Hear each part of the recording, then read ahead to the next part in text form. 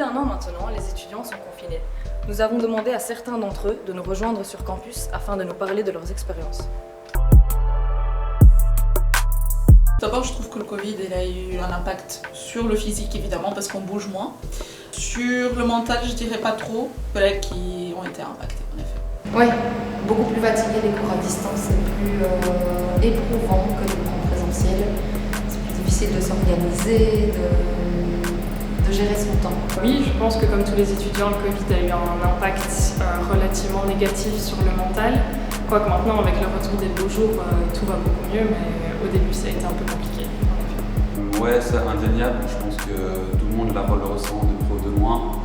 Personnellement, je m'en sors encore assez bien. Je trouve que voilà, j'ai tout le matériel nécessaire pour diminuer, on va dire, les impacts négatifs de la crise. Mais j'espère comme tout le monde que ça va vite se finir. Je vais bien, globalement, on va dire. Je sens que le confinement a quand même eu un état sur ma santé mentale, je veux dire, mais surtout pendant le deuxième confinement, quand c'était en décembre. Et voilà, j'ai l'impression d'être en blocus continu de septembre à janvier. Et c'était pas toujours facile à vivre, mais voilà, j'ai réussi à faire avec quand même. J'ai pas changé mon espace de travail, mais j'ai tout de même adapté mon horaire de travail.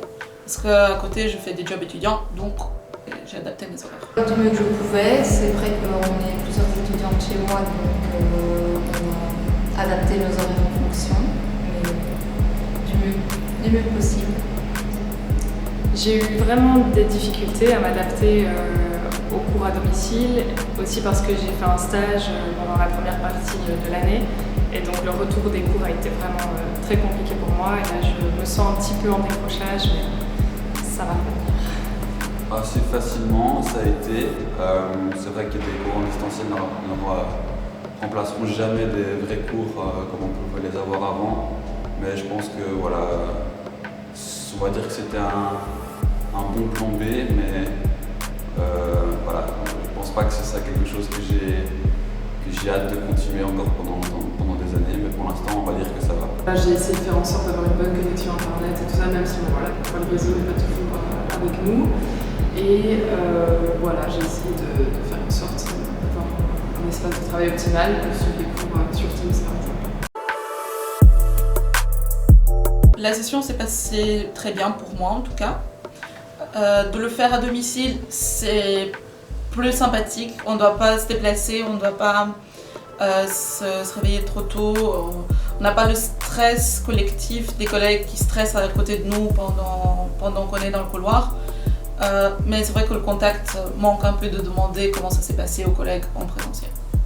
C'est allé très bien, très stressant et je pense que ça a joué sur le fait que j'étudie beaucoup plus, donc ça s'est bien passé. Alors en janvier, moi je n'ai pas eu d'examen étant donné que j'étais en stage.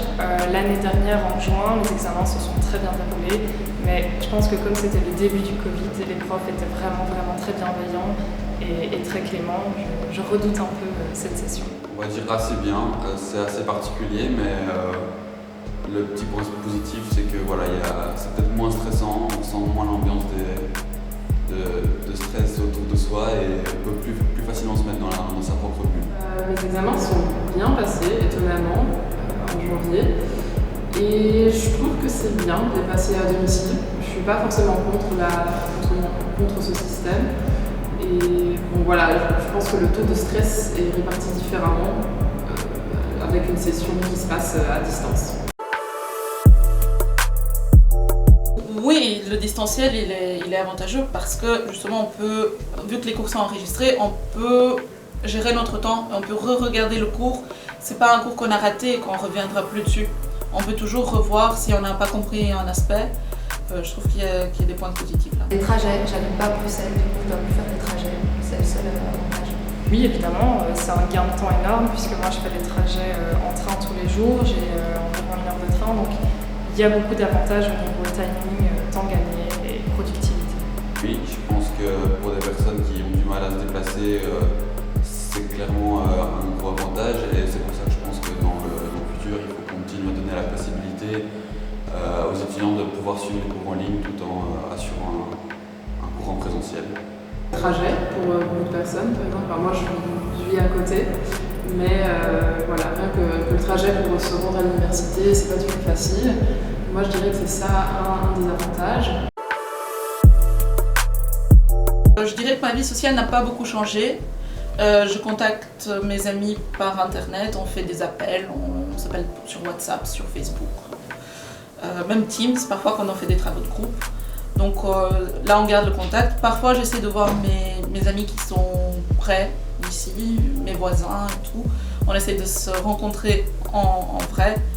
Mais je dirais pas que ça a beaucoup changé parce que j'ai réussi à garder le contact avec les gens que je connaissais avant virtuellement.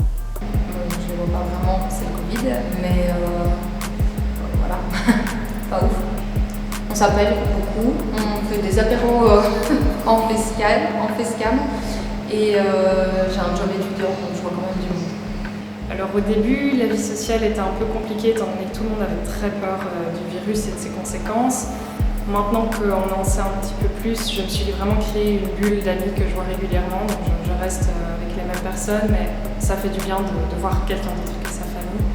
Et au niveau des amis de l'ULB, des étudiants, là c'est vraiment tout par les réseaux sociaux. Ça fait quand même du bien. Je pense comme tout le monde, elle n'est pas hyper joyeuse, mais bon, on fait comme on peut et on essaie de capter les amis de la façon la plus, on va dire citoyenne possible, mais bon, voilà, c'est pas toujours facile. Majoritairement, on va dire, on se fait des appels Messenger, voilà, une fois par semaine. Je suis toujours en contact. D'office, on se voit beaucoup moins qu'avant, ça c'est certain. Et parfois c'est compliqué à gérer, parfois on oublie un petit peu ses amis malgré soi, alors qu'on aimerait tout simplement les revoir, mais c'est pas toujours facile.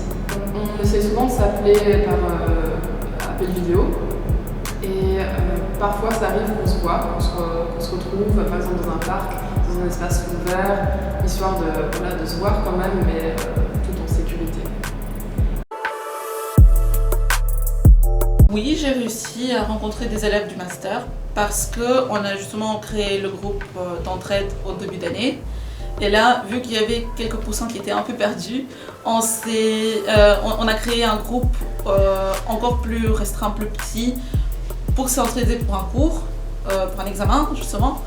Et de là, c'est devenu un groupe de soutien. Et on est une trentaine et on s'entraide entre nous, on envoie des notes, on parle. Voilà, on va parfois en privé avec des gens, on parle en privé. Donc oui, on a réussi à se rencontrer au moins une trentaine dans un groupe Facebook. Oui, pas mal quand même, on a un groupe assez ouvert. Je trouve qu'ils sont soudés, on s'envoie beaucoup plus de synthèse ou de notes que lorsque c'était en présentiel. Étant donné que je suis en Master 2, j'avais déjà mon petit groupe d'amis au niveau Master, donc je suis restée en contact avec mes amis et collègues. Je dirais que c'est relativement seul parce qu'en fait on est tous dans la même situation de décrochage et donc même si on a la volonté d'être soudés, c'est un peu compliqué parce qu'on n'en a pas spécialement les capacités pour le moment. Oui, et je pense que le travail de groupe aussi qu'on a l'occasion de faire pendant ce Q2 y est beaucoup. Ouais, c'est très bénéfique. Ça remplacera pas des vrais contacts, mais ça permet quand même de voir notre personne et de se sentir moins seul, on va dire. Je dirais que, en tout cas dans notre master, les élèves sont quand même très soudés, qu'on ne compte pas les aides qu'on peut fournir aux uns et aux autres. Et ça fait plaisir aussi de voir cette entraide et cette communion entre nous. Oui, j'ai rencontré des élèves de mon master, mais vous déjà. Mais bien sûr que oui, je pense qu'on connaît plus les noms des gens quand on est en cours sur Teams que les gens en tant que tels, en chair et en os. Donc parfois c'est pas toujours facile, je dois dire, mais par exemple des projets comme par exemple des projets de communication, ça nous force en quelque sorte à nous retrouver et à faire connaissance avec d'autres étudiants. Et je trouve que c'est une bonne chose, surtout en ce moment. Oui, il y a l'aide psychologique que je n'ai pas sollicitée, mais il y a aussi l'aide financière que j'avais sollicitée en début de premier confinement Et c'est vrai que l'ULB répond très rapidement et essaie vraiment d'aider les étudiants. Je suis un petit peu au courant grâce aux mails et aux publications qui sortent relativement souvent. Je ne les ai pas sollicités, j'avais essayé l'année dernière mais elles ne m'ont pas réellement aidé et donc j'ai préféré compter sur le soutien de mes proches. Je dois avouer que pas beaucoup et c'est peut-être aussi un peu de ma faute, je me tiens pas beaucoup au courant, mais de manière personnelle je ressens pas vraiment le besoin, donc c'est pour ça. Oui, je suis au courant des aides psychologiques et quelque chose comme ça, mais je les ai jamais sollicités. Moi j'estime que ça va, même si voilà, je pense que le Covid a un peu ébranlé tout le monde. Voilà, moi je ne pense pas en avoir trop besoin. Si vous avez besoin d'aide psychologique, n'hésitez pas à contacter le service de santé mentale de l'ULB via leur site web ou leur numéro de téléphone.